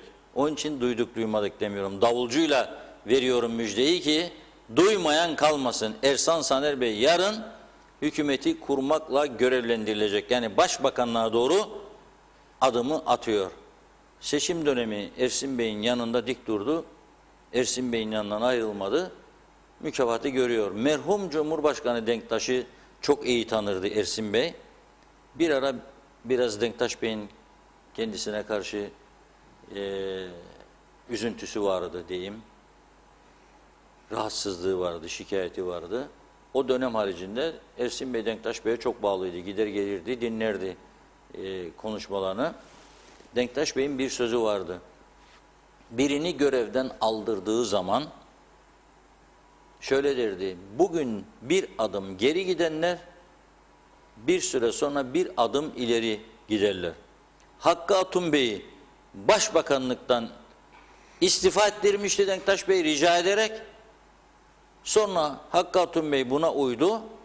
Parti başkanlığından istifa ettirdi. Serdar Denktaş başkan olsun diye Demokrat Parti'de. Sonra ne yaptı? Hakkı Atun Bey'i meclis başkanı yaptırdı. Yani bir adım geri çektim seni dedi, bak şimdi seni daha üst makama taşıyorum. Meclis başkanı oldun. Benden sonra ikinci adam. Şimdi Ersin Bey de destekle beni dedi. Ben de seni bir adım öne taşıyacağım. Nere? Başbakan. Şu anda da kurultay, finish.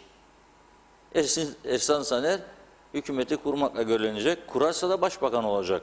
Nasıl kuracak? Yarından sonra bunu konuşacağız. 4 tane formül var dedi. O 4 formülü yarın 10.30'dan itibaren hangisini hayata geçirecek göreceğiz. Geçirebilecek mi? Onu da göreceğiz. Burada kamuoyu tabii çok önemli. Kamuoyu nasıl bir oluşum istiyor? O çok önemli. Şimdi bu kadar seçim yaşamış bir ülke olarak ben de seçim istemem. Yani çok sorunumuz var. Kim çıkacak bu seçimin içinden? Yani ülke bu kadar ciddi sıkıntılar yaşarken biz seçim üstüne seçim değil. Geniş tabanlı bir hükümet yarar mı? Yarar. Yani 3 partili keşke olsun ve keşke kabul etsinler teknokratlardan oluşan bir hükümet. Ersan Saner Bey 10 tane dıştan bakan alsın. Hiç olmazsa bir süre koysunlar. 1 yıl, 1,5 yıl, 2 yıl biraz ülke için iş yapılsın. Ondan sonra seçim yaparlarsa gene yaparlar. Ama şimdi gene 3 aylığına kurduk. Biz bu hükümeti de 3 ay sonra seçim. Hangi can dayanacak buna? Para yok, bütçe yok. Ülke geride. Bak diyorum gelecek ay vereceğim diyor 13 lira ama kasasında bu para yoktur. Olmayan parayı vereceğini söylüyor Maliye Bakanı. Neden? Türkiye'den alacağı umuduyla. Türkiye'de verirse. Peki bu şirketler şimdi yıl sonu geliyor gene. Hangisi vergi verecek? Ocak, Şubat, Mart vergi aylarıdır. Hangi parayı bulup da verecek? Neyi kazandı ki versin? Dün Rum tarafında yayınladık sayıları. Dün güneyde 233 vaka vardı. Bak 233 vaka, kuzeyde 7 vaka. Ve bugün Diyalog Gazetesi'nde haberi vardır. Sağlık Bakanı'nın açıklamaları vardır. Karantina diyor otellerine para harcamaktan yorulduk, para yok diyor. Ev karantinası en uygun olandır. Ne yapman bu kadar zamanda? Niye bu insanlara? Sonra bir de bu 3 gün için gelenler var. Hala da bir inat, bir murat gideceksin diyor, kilitleneceksin, kalacaksın otelde diyor. Ta ki ben sana haber vereceğim. 14 saat, 16 saat daha haber veriyorsun. Adamın gitti zaten, günü gitti. Ne yapmaya gelsin bu ülke? Yani Rum tarafı 233 vakaya rağmen turizmi kilitlemedi. Uçakları durdurmadı, ekonomiyi kapatmadı. Ve gece sokağa çıkma yasağı koyduğu halde bütün insanlara 11'den sabah 5'e kadar ekonomiyi durdurma. Çünkü durdurursa mahvolacak. Bugün güneye giden bir arkadaşımızla sordum. Nasıldır atmosfer dedim. Epeydir geçmedim. Bana dedi ki sokaklarda insan yok dedi. İnsanlar korkudan kapandı eve dedi. Ama bu taraftan ekonomiyi durdurmuyor. Gelip tatil yapacaksa güzel otellerde gidip yapıyor yabancılar. Bunun bize ne zararı var? Zaten 2 defa PCR testini yapıyorsun bu insanlara. Tamamen kapatmak doğru değil. Bugün Otelciler Birliği'nin kurultayı vardı. Ersin Tatar Bey orada konuşmasını dinledim. İyi yönettik dedi pandemi sürecini. İyi yönettik şu açıdan. İyi yönettik. İnsanlarımız uydu kurallara. İlk 3 ay evden çıkmayın dediniz, çıkmadı kimse. Polis de bunu iyi denetledi. Gece kimse evinden dışarı çıkmadı. Bütün barlar, oteller, restoranlar her tarafı kapandı. Ama ondan sonra açılım başladığında bu açılımı nasıl sürdüreceğiz? Nasıl bu insanlar iş yapacak? Bunun kurallarını koyamadı Ersin Bey. Neden? Seçim vardı, ondan korkuyordu. Oy kaybedecek zannediyordu. Facebook baskısı vardı. Bunu da inkar edemeyiz. Otelciler, tabii arkadaşlarımız görüştü orada otelcilerle. Hepsi der küpü. 20 bin kişinin çalıştığı bir sektörden söz ediyoruz. Yani o yüzden şimdi bir an önce nasıl kuracaklarsa oturup anlatsınlar, hükümeti kursunlar ve ülkeye hizmet etmeye başlasınlar. Acil beklentimiz hizmettir. Bir sonraki seçimi düşünmeden, onun için ben teknokrat hükümeti diyorum. Gerekirse bakan yapacaklarına, dıştan bakan yapacaklar kişilerden imza alacaklar taahhütname ki bir sonraki seçimde aday olmayacak. Milletvekili adayı olmayacak. Yeni gelecek hükümet gene onun iştahatını beğendiyse de partizanlığı bir tarafa bırakır da onu gene bakan yapmak isterse yapsın. Ama bunun dışında girmeyecek, aday olmayacak. Bu taahhütnameyi verir de göreve getirilirse birileri, hele hele özelde önemli tecrübesi olan insanlar, o zaman bu ülke kısa sürede toparlanmaya başlar. Şaha kalkmaz ama toparlanmaya başlar. Evet, mesajları biraz daha okuyayım. Ondan sonra da Yenal Senin'in açıklamalarını ekrana taşıyalım. Emin Mehmet çok şık olduğumuzu söylüyor, nazar değmesin demiş. Canan Hasan, Sayın Akar bu çorbayı kim yaptıysa bize açıklama yapsın, iyi yayınlar diliyor. Ersin Ünal saçma bir açıklama diyor. Zorlu törenin yaptığı açıklamalarla ilgili yorumda bulunmuş. Yücel Barbaros, o zaman en çok oy alan 3. kişi başkan olmalı diyor. Ömer Karavezirler, UBP partisinden istifalar yağıyor. Aklın yolu 1 demiş. Yine Emin Mehmet, vallahi bizleri deli ettiler. Acaba Sucuoğlu Taçoy çekilir. Abi sen ol başbakan diye beklerken çarşamba günü diyor. Taçoy varım deyince bozulan dengeler, verilen sözler, destekler bu çekilmeleri getirmiş midir? Medcezir yaşıyor her yanımız, Sterlin hariç demiş. Ayşe Kalay, birlik beraberlik içerisinde inşallah kurarlar. Neyi paylaşamıyorlar diyor. Direksiz temelsiz bina olur mu? Küçük bir ülke ama sorunlar büyük. İnşallah atlatılır bu sorunlar. Hayırlı yayınlar, hayırlı akşamlar dilerim demiş. Sayar Aker, selam ve saygılar dileriz. Kuzey Kıbrıs'ta parti pastaları acı tatlıdır. Yendikçe yüz kızartıyor. Su versin Rabbimiz demiş. Mehmet Dalgalan, adayların 2. turdan çekilmelerinin sebepleri nelerdir? Acaba birisi tüm idareyi kendi eline mi almak istiyor diye soruyor. Mustafa Özcan, bu ülkede enteresan olmayan ne var demiş. Evet, İsmet Ezel, zorlu törenin arkasındaki avukat demiştiniz ya, onun ismi Salih Can Doratlıymış, onu paylaşmış. Mehmet İnancı, haydi bütün eller havaya, UBP bir daha toparlanamaz, Sucuoğlu ayrılıp başka parti kurarsa partinin çoğu Sucuoğlu'nun peşinden gidecek diyor. Nikos Bülent Antonio, hiç şaşırmayın, Tatar hem Cumhurbaşkanı hem Başbakan olursa, çünkü Sayın Erdoğan böyle ister demiş. Necati Emir Halil, tiyatroyu izlemeye devam diyor. Gülsün Karadayı, bu bedeli nasıl ödeyeceğiz demiş ve evet, devam edelim, sonra yine mesajlara bakacağız. Oldukça fazla yorumlar var. Evet, Yenal Senin Bey, ama bu arada bu adaylardan bahsettik ya, UBP kurultayı, bazı fotoğraflar gönderdim arkadaşlara. geçtiğimiz cumartesi günü UBP kurultayından çekilmiş fotoğraf vardır. Bayağı da masraf yapmıştı arkadaşlar bu kurultay için. İnanamazsınız. Herkes seçim bürosu kurmuş bahçesinde Atatürk Kültür Merkezi'nin ve o seçim çadırları diyelim artık. Seçim çadırlarına gidenlere sadece broşür değil, özel hazırlanmış su ikram ettiler. Enteresan bir şey, herkes birbirini takip etti orada. Yani şimdi 5 aday var. Eğer sadece birinde veya ikisinde su ikramı olsaydı fotoğraflı diyeceğim, yani onlar akıl etti bunu falan. Ama hepsinde, hepsi yapmış. Demek ki birbirlerine istihbarat verdiler. Herhalde bu sucu kimse, Sufiri şirketi demiştir birine, be abi bak da Taçoy verdi, su siparişi verdi bize 5000 tane, size de yapalım. Nazım Çavuşoğlu, biraz önce Taçoy'u gördük kişide, şimdi Nazım Çavuşoğlu. Geç. Bu Fahis Sucuoğlu, o da yaptırmış. Hangi su şirketinden yaptırdılarsa bilmiyorum bu işi. Adam güzel para kazandı ama yok, su da var, su da var gelecek. Bu Ünal Üstel Bey.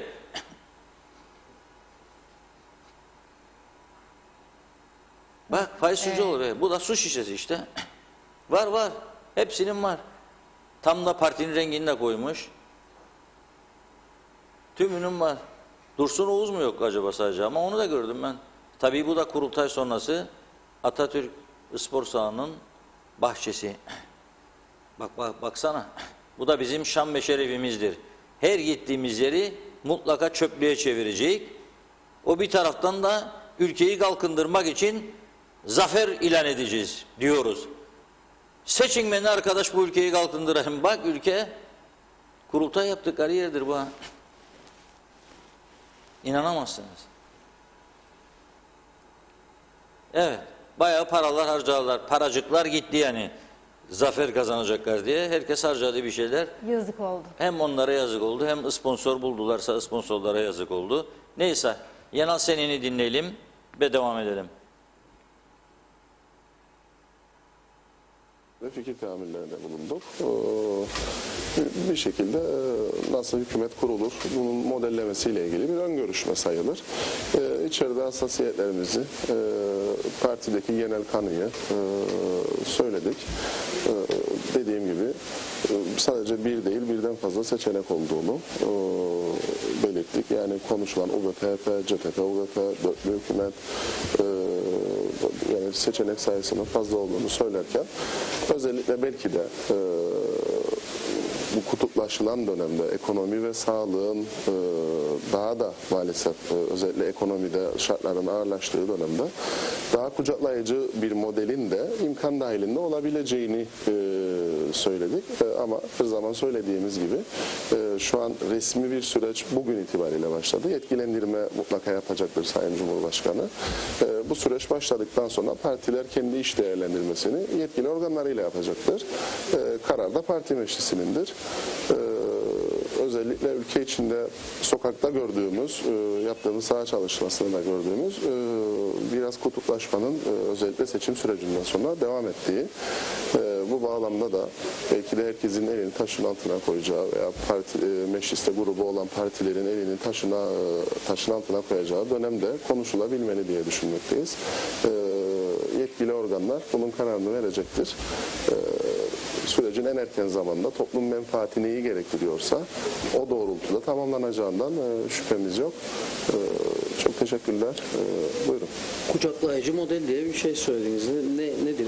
Yani biz tek bir alternatif üzerine yoğunlaşılmaması gerektiği üzerinde içeride fikrimizi söyledik. Dediğim gibi ekonomi ve pandemi süreci devam ediyor. Ekonomik koşullar ağırlaşarak geliyor.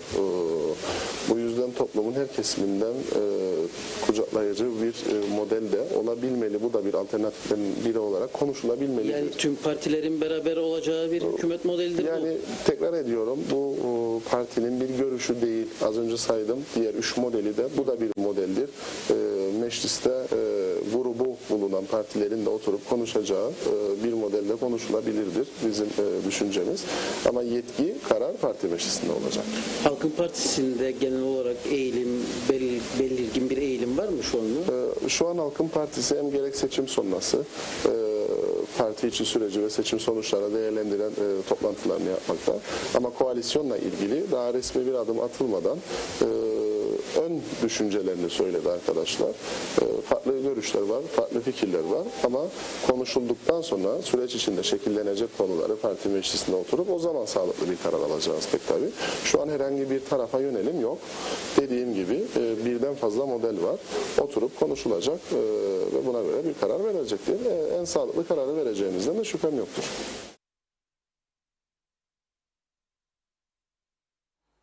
Evet, Yenal Sen'in açıklamalarını da dinledik. Neler söyleyeceksiniz Sayın Akar? O da tabii topu yetkili kurullara atıyor. Evet. Yetkili kurullar oturacak, görüşecek.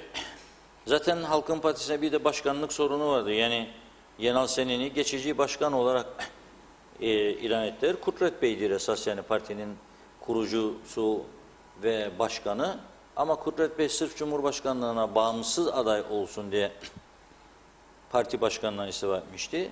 Neticede yani bu da bilinen bir gerçektir. Kudret Bey'dir parti lideri olarak dıştan görünen.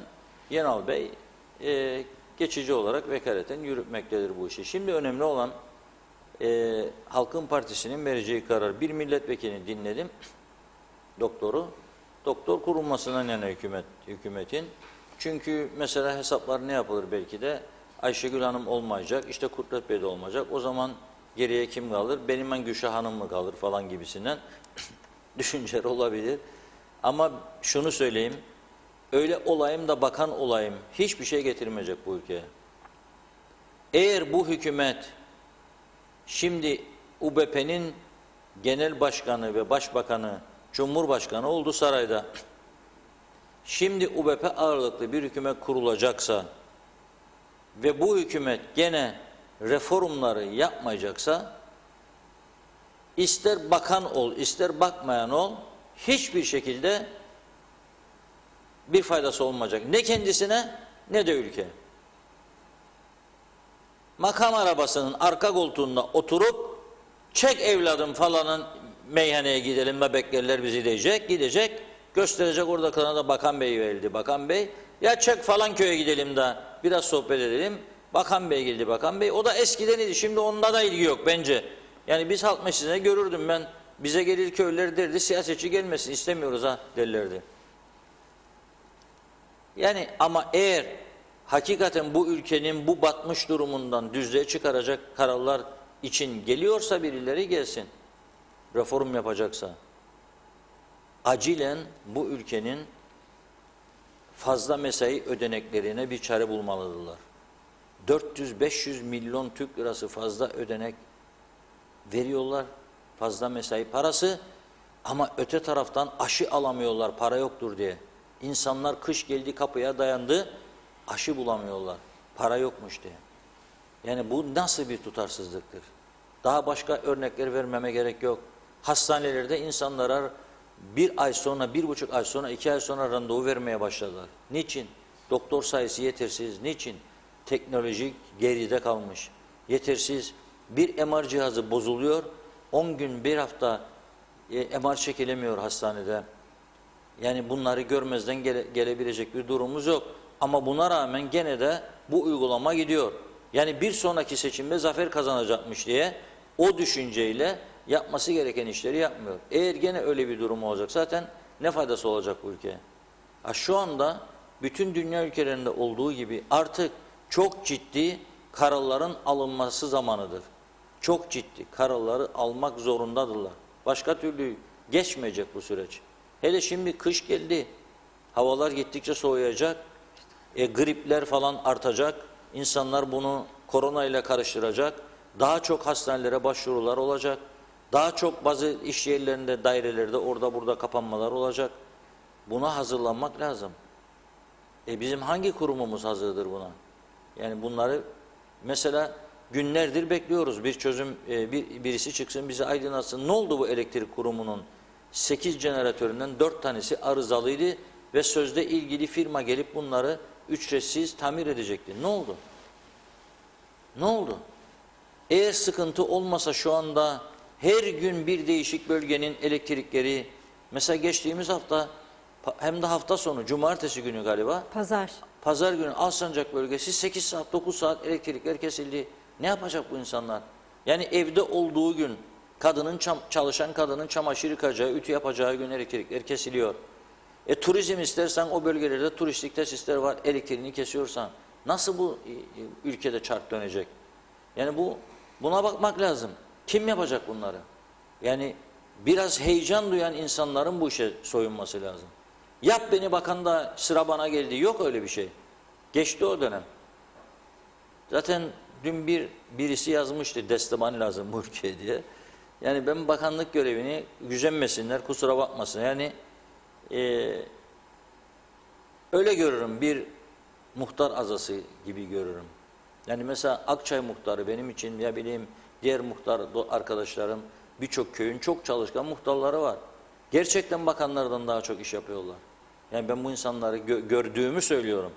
O zaman ben diyorum ki yani muhtar ve azaları gibi yorumlamak lazım. Kıbrıs gibi küçük bir yerde. Çalışın biraz memleketiniz için ya. Yani biraz bir şeyler görmek istiyorum ben. Yani mesela yıkılmaya yüz tutmuş bazı yerleri biraz tamir edildiğini göreyim. Bir yer boyansın, yollarda sönmüş trafik ikaz işaretleri, bir boya kırık levhayı görmeyeyim orada. Başbakanlık kavşağında 4. başbakandır gider gelir bir elektrik direği kırıldı. İzin versinler ben gidip takayım. Oraya bir direk ya, parasını da ben ödeyeyim. Ama günahtır yapmasınlar. Yani bu kadar da. 500 milyon ödeyeceğim fazla mesai. Bir elektrik direğini dikemeyeceğim kırılanın yerine. Trafik gazı olur. Biri gider çıkar elektrik direğine devrilir. 10 sene o direk orada ve kablolar da dışarıda. Değmesinler kardeşim diyor. Ölsün diyor. Olmaz böyle şey. Şimdi Gönyeli kavşağından Boğaz kavşağına kadar point to point kameralar var. Yani hareket ettin Gönyeli kavşağından, kamera görüyor seni. Çıkış noktasına kadar olan yolda ortalama 100 kilometreyi geçmeyecek şekilde sürat yapmak lazım. Ben bugün gene baktım. 150, 160'da, 170'te uçanlar vardı. Dedim bunlar herhalde bilmiyor. Kaç gündür de çağrı yapıyorum Ulaştırma Bakanı'na. Ses çıkmadı. O da şimdi hükümet düştü zaten. Herhalde gidiyor, gitmiyor, bakıyor, bakmıyor, bilmiyorum. Neyse, ilgili güvendiğim bir arkadaşa sordum. Çalışıyor mu be kardeşim bunlar dedim. Tabii çalışıyor dedim. Ya biz dedim dün gece şakadan ben buna 160'ta giderdik. Ne yapacak? Yandın dedi. Yanma ekbe dedim. Sen bana 3 ay evvel de çalışır dedin. 3 aydır böyle giderim gelirim. Bir tane fatura gelmedi. Dedi. Aldanmayın dedi bana ona dedi. Niçin dedim. Polistir dağdan onları da dedi. Poliste adam yok dağıtacak dedi. Cesalar bekliyor. Yüzlerce binlerce dedi. Dedim onun için gelmiyor. Yahu bir an önce dedim dürtün biraz bu işi ben de dürtüyorum şimdi. Sayın Bakan bugüne kadar olanları bağışla bir av çıkar. O kimse ödeyemez bunu. Siz doğru dürüst duyuru yapmadınız. Benim cezam olmayacak yani onu da söyleyeyim. Ben o günden duyduğum günden yüzün altına indim. Çok da mutluyum. Hem daha emniyetli gittiğimi görürüm hem de tasarruf yapıyorum. Akaryakıt tasarrufu. Depoyu 7 günde dolduruyordum. Şimdi 9, geçen hafta 10 oldu. 10 gün. Bu böyle pedale az bas, az yakıt harca. O yüzden bir şans verip ve iyi bir duyuru yapması lazım. Devamlı bir hafta, 10 gün, 15 gün herkese duyuru yapmak lazım. Tabela koyması lazım. Buradan itibaren 100 kilometreyi aşılması halinde aşılan şu kadar kilometrenin cezası bu, şu kadarın bu diye insanlara gözüne sokmak lazım bunun. Ve evet trafik kazaları çok arttı, ölümlü kazalar var. Bu sistemi başka yerlere de koyması lazım. Ben aldım Ferrari sürerdim de, Lamborghini aldım da ne olacak, nerede süreceğim? Koy gemiye götür, İngiltere'nin varsa öyle sokakları ki onlarda da 100 kilometredir artık. Sürersin arkadaş. Burası Lamborghini ülkesi değil. 100 kilometre, sen 170-180'de uçacaksın. Bir yığın insan hayatını kaybediyor. Buna da izin vermezler.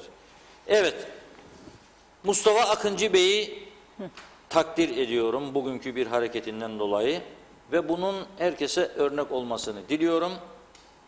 Madem ki ben bir görev aldım diyor, madem ki bir görev aldım, görevi aldığımda açıkladıydım diyor. Şimdi de diyor ayrılırken mal varlığımı açıklıyorum diyor. Ben de okuyorum.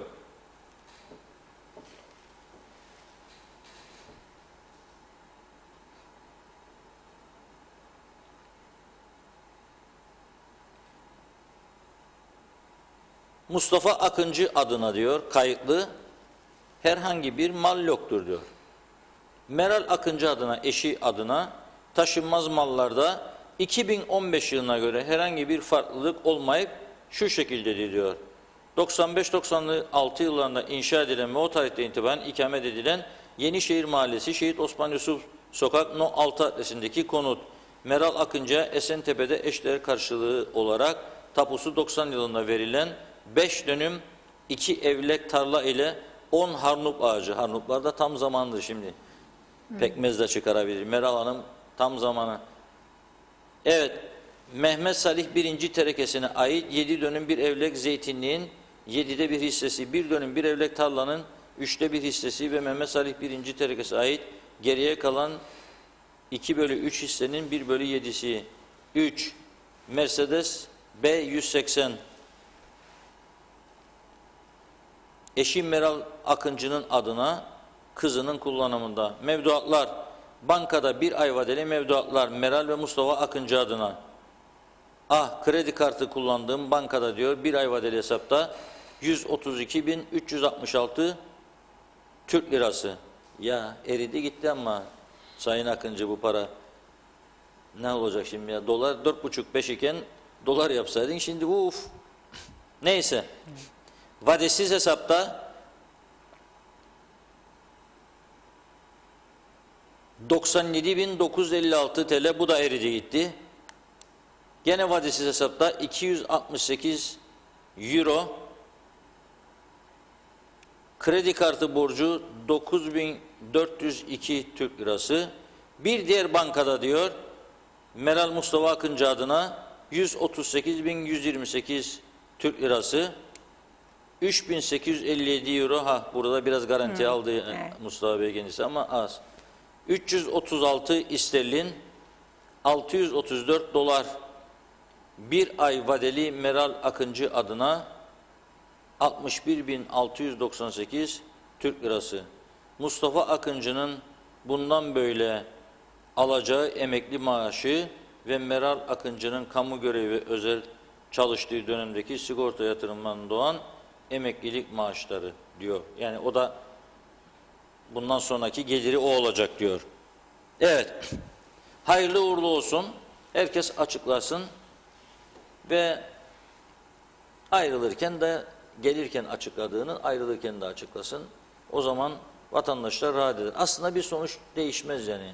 Açıklansa mal alır, başkasının adına yapar veya almaz başka türlü ama Sayın Akıncı'nın bu yönünü takdir ediyorum.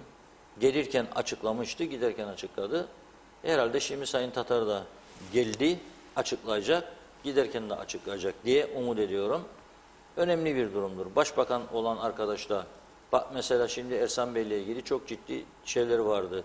Bu İskele bölgesinde kendinin ve yakınlarının tarlalar, arazileri var diye bu planın geçmesini istemez diye suçlamışlardı kendisini. Tam fırsattır. Bütün bunlardan arınmak için ne var ne yok hepsini açıklamasında fayda var. Giderken de yani ben girdim siyasete girdim şunu yapıyorum bunu yapıyorum derken gerçekleri de açıklasın. Sakla parayı da başkasının adına varsa da hiçbir şeyim yoktur ajitasyon yap o da yalandır.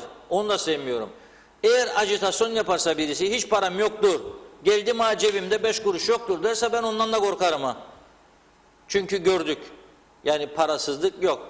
Birçok Avrupa ülkesinde komünist partilerin liderleri en zenginidir ülkenin. İlk 5'ler arasındadır. Ajitasyon yok. Varsa paran vardır. Alın teriyle kazandıysan, çalışarak da kazandıysam birinden de korkum yok, pakim de yok. Arabam da varsa arabam da, evim de varsa evim. Söyleyeceksin bunu. Ne korkacaksın birisinden?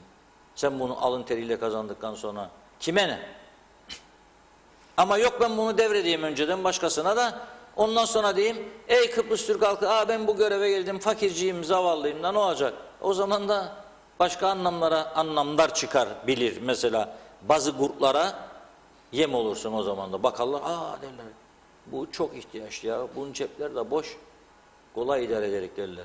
O durum da iyi değil. Bizim Kıbrıs Türk siyasetinde böyle ufak popülizmle şeyler, bu popülizm meseleleri var ya, ufak şeyciklerle böyle halkı ikna edip de işte bak ajitasyon yapıp da destek alacaklarını düşünenlerin sayısı oldukça fazladır o yüzden. Ya var bir evimiz ama sorma onda 1001 borcu aldık, ondan borçlar buna borç ama kağıtta yapmadık, beni sevdiği için verdiydi bu parayı. Yok öyle bir şey.